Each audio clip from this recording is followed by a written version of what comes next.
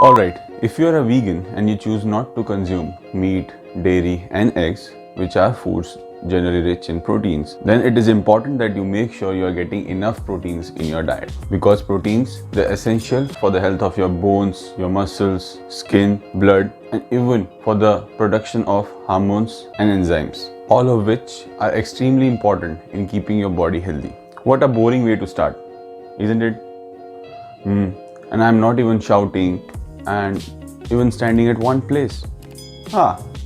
Weird.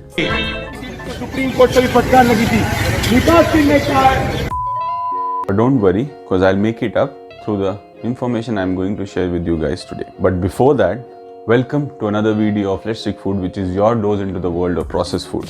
And today we'll get to know about vegan protein powders and review some that are available in European and Indian market. So without any further ado, let's get started.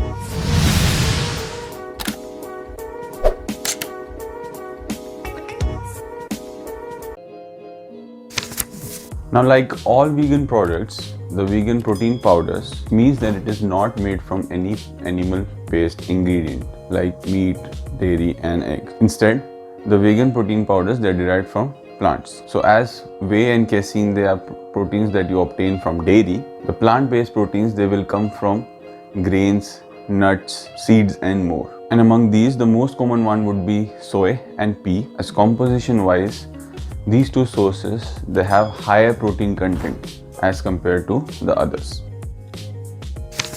Alright, now I have already said that the vegan diet, or for that matter the vegetarian diet, may be deficient in protein because you are not adding the foods which are generally rich in proteins, and therefore a protein powder may be handy for you. And this description and the recommendation that I am going to make in this videos, they are generally meant for people who are not into exercise or do very light exercise and are not involved in heavy workout, because for heavy workout your dietary requirements, they change a lot. And now let's answer the question that what should one look for in a protein powder. And first in line is to check whether the protein powder you are consuming, it provides you complete protein or not. A complete protein contains all 9 essential amino acids which your body cannot produce on its own, which include histidine, isoleucine, leucine, lysine, methionine, phenylalanine, threonine, tryptophan, and valine. Your body, it combines these amino acids to produce proteins, which are then utilized in performing important functions like growing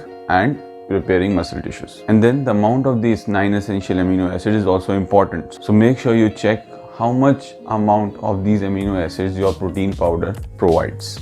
Here I am sharing the recommended dietary intake for these 9 essential amino acids per kg of body weight, and I am also adding the link for this article in the description. So if you need to know more, you can go and check that out. And then you need to check how much amount of protein your protein powder provides. And simply speaking, the more the merrier, because then lesser amount of your powder you have to consume. But for that, you need to assess your individual protein requirements as well. The Institute of Medicine, it recommends that for individuals, the daily protein intake should be equal to 0.8 grams per kg of body weight. While generally, the Institute of Medicine, it recommends that the average sedentary women consume 46 grams of protein per day, while for average sedentary man, it is 56 grams per day. And then there are several calculators which are available online, which you can use to find out your protein intake requirements.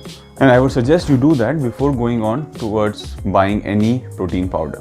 Moving on, the next thing to look for is the source of protein. That means whether it is soy, wheat, rice, or hemp, or a combination of these. And I say this is important because you might be allergic to wheat, you might be allergic to soy, so therefore it is important for you to know whether those ingredients are present in your protein powder. And then you should also look into the ingredients to find out whether they have added any sugar like sucrose or artificial sweeteners like sucralose or any other artificial sweeteners like stevia, and what is the fiber content.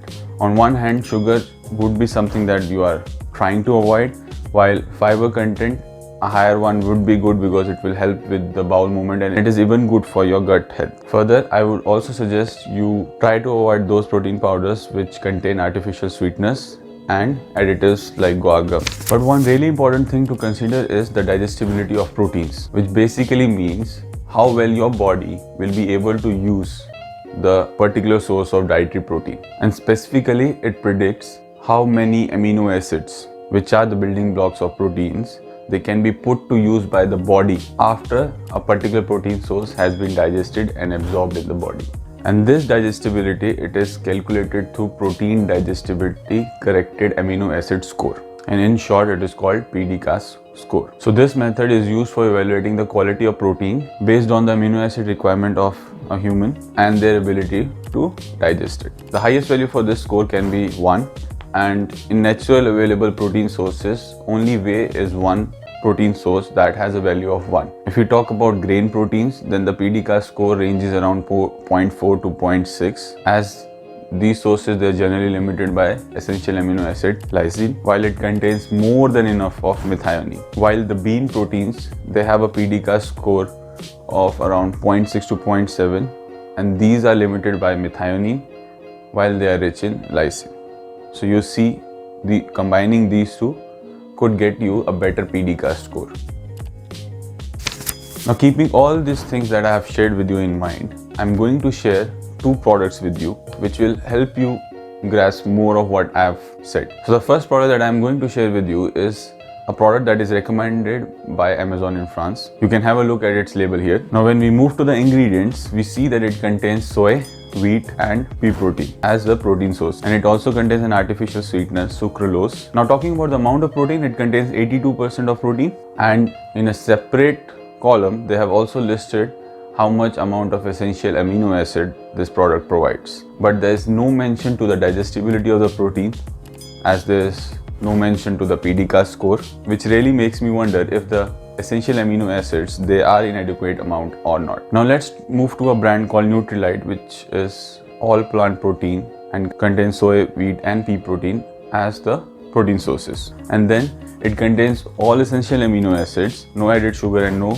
artificial flavor and no additives as well, and also has a PDCAAS score of 1. And then it contains 80% of protein, so not that different from the first one I shared with you. And then if you see, then this product, it ticks all the boxes, but the only problem here is that it contains allergens like soy and wheat, so many people, they might not be able to consume this product. And therefore, for the companies, my next suggestion would be to move away from soy and wheat as a sources of protein and try hemp, rice along with pea protein, and then make sure that they still reach the PDCAAS score of 1. So guys, just like this, you can decide for yourself if you are looking to consume any protein powder, which one you should consume. And if you look at these points, then I think you won't be making any wrong choice. And then always make sure that the protein powder you are buying, you're not just paying for the sugars or artificial sweeteners. So that's all for today, guys. I hope you are well and your families are well and you're following the social distancing norms wherever you are. If you like this video, do not forget to click the like button, subscribe to my channel, and in comments let me know what topic I should cover in my next video. So see you in the next one.